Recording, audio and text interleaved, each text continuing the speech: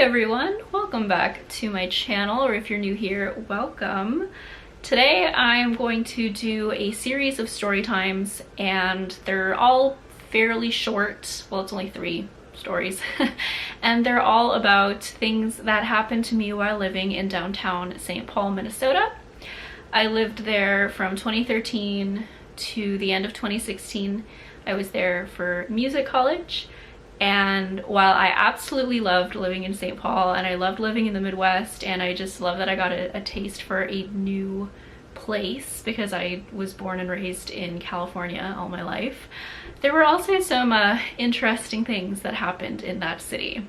And I'm sure you know, if you live in a city and especially a downtown area, they're full of people, clearly, and very interesting people at that. So things happen, and I've got my notes on my laptop.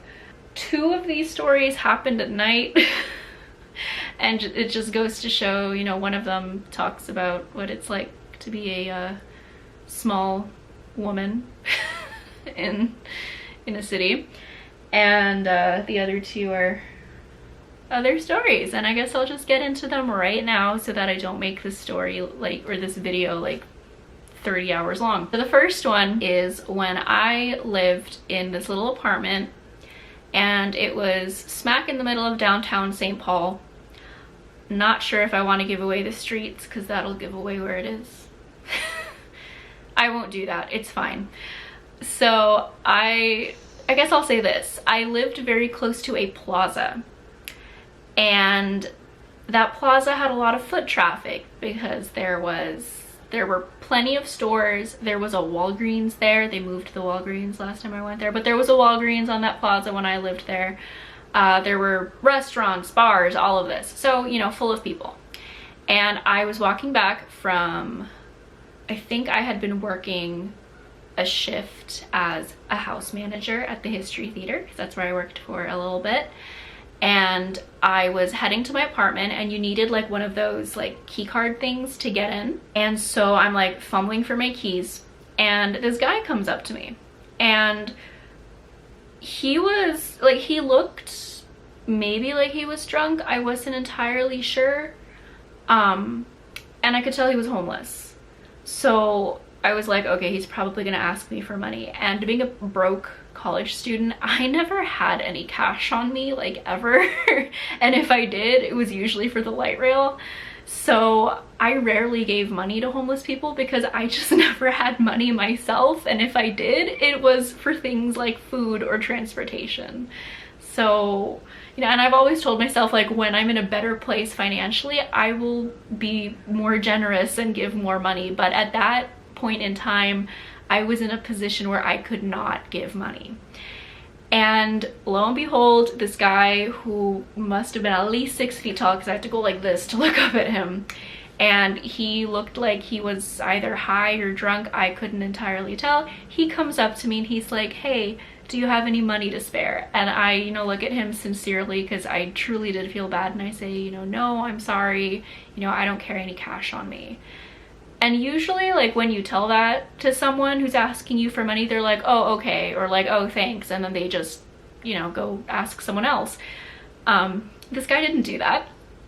So he then, like, keeps walking after me, and he's just like, are you sure? Like, are you sure? And I'm like, yes, I'm sure, I'm sorry, I don't have any money on me, you know, sorry.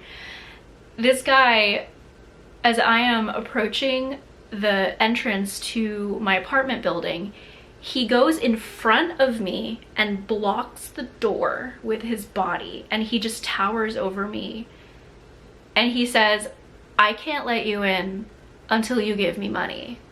And I'm just looking at him like, because it's like 9 or 10 at night. There are some people outside, but because it was like, I want to say November-ish, it was already cold enough that most people weren't outside at a bar like drinking. Everyone was basically inside. So the plaza was pretty much deserted at this point.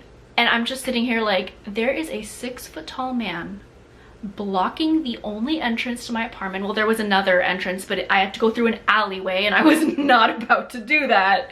So I'm like, I can't get into my apartment. This man is blocking me. I can't, like, what do I do? Like, do I call 911? Do I get out my pepper spray and pepper spray this guy in the face? That, honestly, I should have done that. Like, I also had a cat keychain. Like, I was like, do I punch this guy? But then, like, where do I run? Like, I can't go anywhere. All businesses are either closed or like bars, and like, I could have done that. I could have punched him and then ran into one of the bars. But, you know, like, at that moment I froze, and it's very common when you're in a situation like that. Like, you will freeze. You don't know what to do. So I'm sitting there like, what? And the guy like started like moving down towards me, and I'm like, oh my god, is this guy gonna assault me? Oh my god, I'm about to get assaulted. This guy is about to hit me. He is at least a foot taller than me. Crap. And I did get my black belt when I was 13, so like I was literally thinking like, am I gonna have to like actually like roundhouse kick this guy and make a run for it? Like, oh my god. And I also like, I was wearing a trench coat because, you know, it was kind of cold at that point. So it's like I have my keys in one hand and I have my phone in the other, and I'm just like, what do I do? For what felt like minutes, but it was really only a few seconds, two of my classmates who lived in the same apartment building as me, there was like the entrance had like glass, so you could see in and see out. And I see them looking through the glass, because like the door and the guy like were there, and they're just like looking at me like, and they're asking, and I'm just going, like, help me.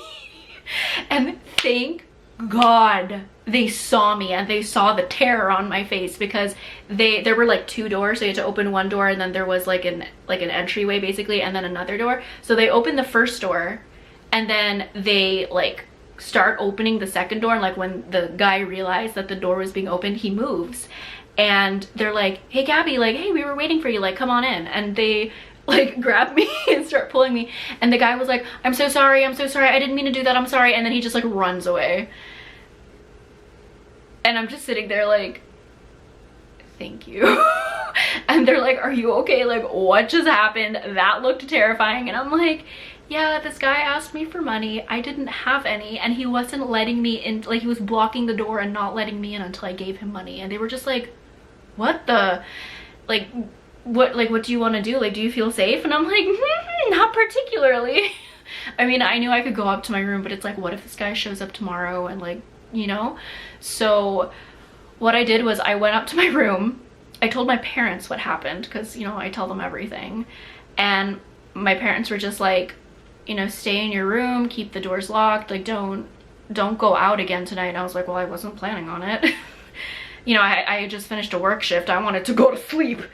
So they recommended that I make a police report anyways, because what this guy did was, there's like a technical term for it, but by blocking the doorway and not letting me enter my apartment, that is considered a crime. So they're like, you should report that, because you don't know if this guy is going to do it to someone else. You don't know if he may hurt someone.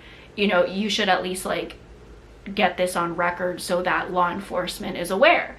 And I was like, okay. So I go down to the lobby. I don't know. Oh, I went down to the lobby because I thought someone would meet me. So I call 911 and I let them know what happened. And they were like, oh, like, do you feel safe? And I'm like, yeah, in the apartment. And so they're like, okay, well, there's a squad nearby. If they have time, they'll talk to you. And I'm like, if they have time? What do you mean? Like, I want to make a report now, and I couldn't make a report over the phone, so that was annoying. So they're like, yeah, like, you know, we're so sorry. And then, you know, they hang up, and I'm like, okay. So I sat in the lobby and waited and waited and waited. I waited 2 hours. They never showed up. So I went back up to my apartment, and nothing happened until I called the police department again.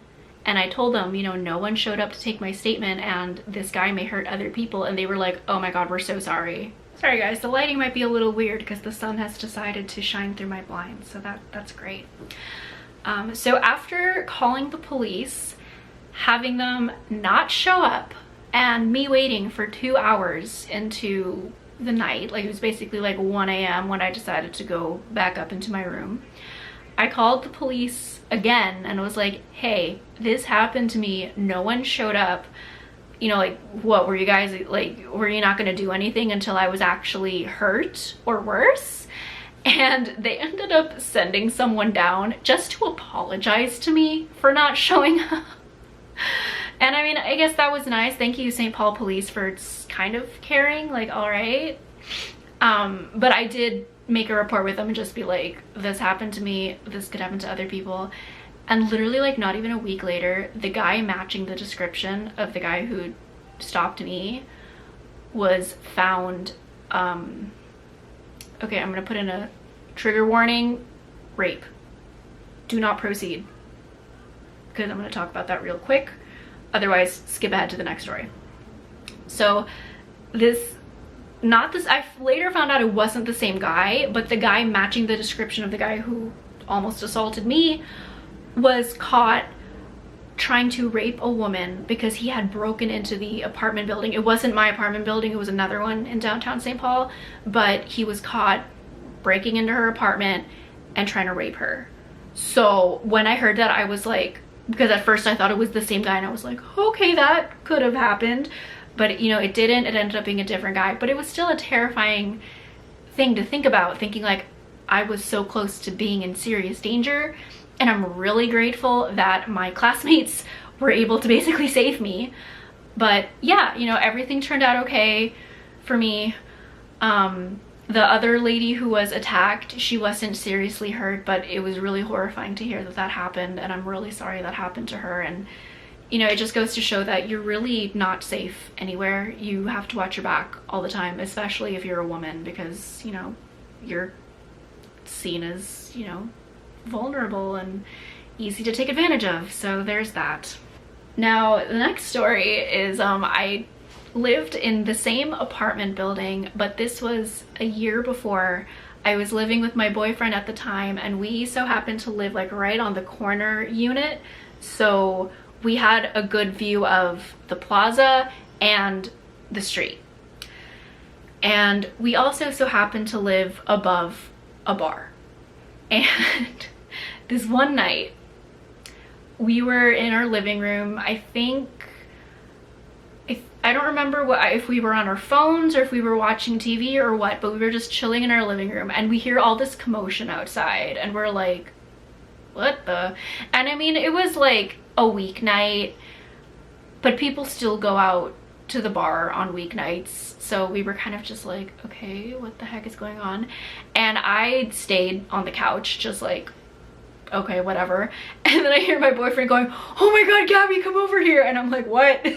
And so I get up and I go, and we're like on the side of our apartment facing the street.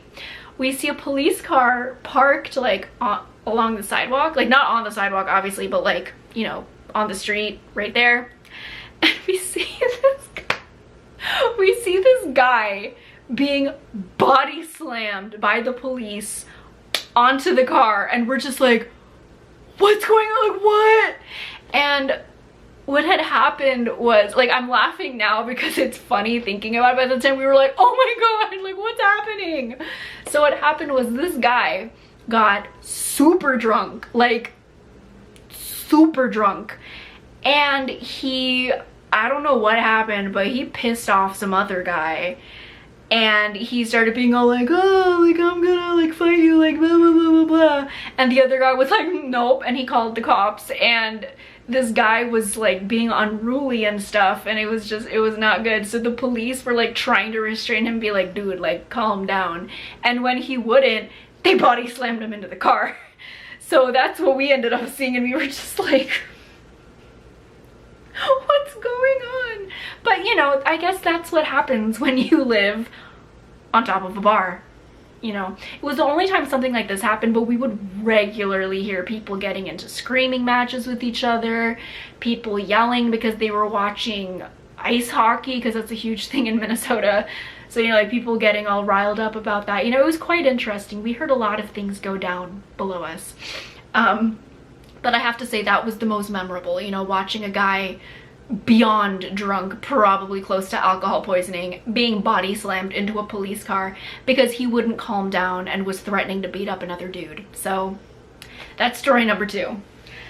Now story number 3. This one isn't very, like, you know, nothing dramatic. I mean, well, so I wake up one morning and it was towards the end of the school year.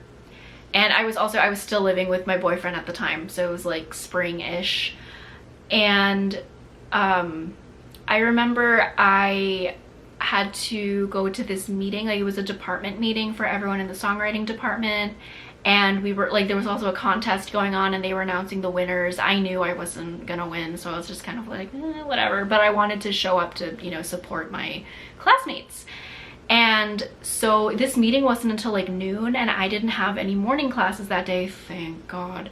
So I slept in, and I remember waking up around 11 and being like, okay, I'm just gonna take a quick shower, you know, throw on some clothes, put on some makeup, and just, you know, walk to school, because we lived a block away. So, you know, I didn't need like, you know, I didn't need any extra time to like drive or take public transportation. Like, no, I could literally walk to school. I remember getting up around 11 and seeing a tabloid, I think it was TMZ, saying something like, you know, Prince died. And I was like, what? Huh? No. And you know, I automatically thought it was a rumor, because there's always rumors going up about celebrities dying, and they're always like fake, and it's just for people to get attention and blah blah blah. So I didn't think too much of it, but I was like, why Prince of all people? Like, okay. And if you don't know, Prince is from Minnesota. Like, he is the one who made First Ave, which is, if you don't know, probably the most prolific music venue in Minneapolis. So like, he's huge in Minnesota because he's like the Minnesota musician. I mean, I guess Bob Dylan too, but like, he didn't become known in Minnesota. So like, we claim Prince basically. So, you know, I thought it was odd that that happened, but I couldn't find any other news sources verifying it. So I was like, okay, whatever. So I put my phone down, I went and took a shower. I get back to my room and my phone is blowing up. Like, I had texts from my parents, I had texts from my boyfriend, I had texts from my friends, I had tweet notifications, I had Facebook notifications, like everything was going off. And I'm just like, what? Because like, I could just hear my phone going do do do do, like, you know, like the notification sound your phone makes. Hold on, let me find it. Like, all I heard was my phone going like over and over and over. Like, that's all I could hear. And I checked my phone because I'm like, what the heck is going on? A Prince died. My parents, both my parents, like, because usually it's just my dad who texts me about random news, but no, my mom too. Like, they were both like, Gabby, did you hear the news? Like, Prince died. Oh my God, like, ah. And my parents love Prince, so they were just like, ha ha ha. And then like, my boyfriend was like, Gabby, did you hear that Prince died? And I was like, what? And then I'm checking Facebook and everyone's just like, oh my God, Prince died, like, ah. And then Twitter, everyone's just like, ah. It was a lot. And again, living in St. Paul at the time, this was a really big deal because like, he's so important to us. So I remember just being like, ah. And also just being really sad because it's like, holy crap, like, he's so important. He's such a prolific musician. He means so much to our music scene, and he's gone. And when the news came out, we heard that it was from a drug overdose. We were just like, what?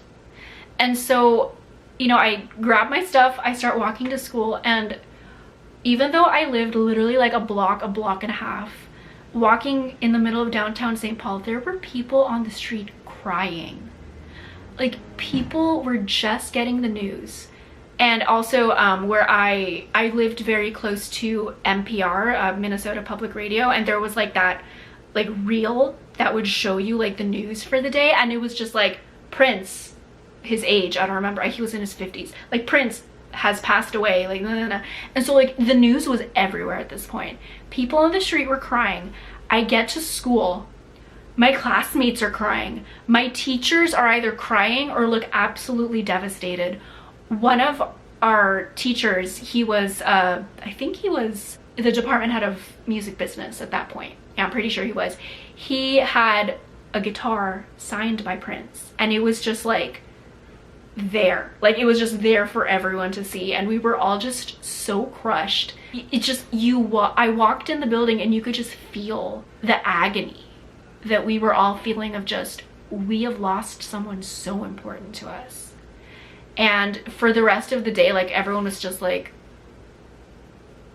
we just, no one could concentrate on anything. Like we were all just like, Prince is gone. Like what? It was so hard for us to process. And then that night, I regret not having gone to this. Like I'm gonna regret this for the rest of my life. But in Minneapolis at First Ave, they ended up hosting a dance party honoring Prince, and thousands of people showed up. And I didn't go because my lazy butt was like, I want to sleep and just sleep. No, I should have like had a cup of coffee and gone, because they lit up the bridge. Like there are multiple bridges like heading into Minneapolis, and they lit up, I believe it was the 35W bridge. They lit it up in purple. Skyscrapers all lit up in purple. Like buildings in St. Paul too lit up in purple. Everything was purple. It was amazing. It just, the way the community came together to mourn and honor someone so important to us was just so cool to see, and I'm glad that I got to see that. But I so regret not having gone to First Ave that night. And I'm pretty sure they had like more parties like throughout the week and the weekend, but it's just like, I regret not having gone. I should have gone. But yeah, and I mean, it was incredible because like all around the world people were honoring him. I'm pretty sure like the Eiffel Tower was lit up in purple. I'm sure in San Francisco, the Salesforce Tower, they probably lit that up in purple. It was incredible to see that, and it was also heartbreaking to just lose someone so important. That's the story of the day I found out that Prince died and everything that happened after that. And yeah, that's the end of my 3 stories of living in downtown St. Paul and the experiences I had. I hope you enjoyed this video. If you live in the Twin Cities, hey, let me know. I lived there for a few years and I head back there every so often. Right now it's kind of hard to do that because, you know, social distancing and staying away from people, but you know, once it's safe to do so, I am absolutely going to return to the Twin Cities and play some shows and say hi to people that I miss so much. But yeah, thanks again for watching this video. If you liked it, please give it a thumbs up and subscribe to this channel so you can be the first to know when I put up a new video. I put up videos about my music, I put up story times like this, and sometimes I'll put up vlogs and other lifestyle related things. Thank you so much everyone, and I will see you in the next one. Bye!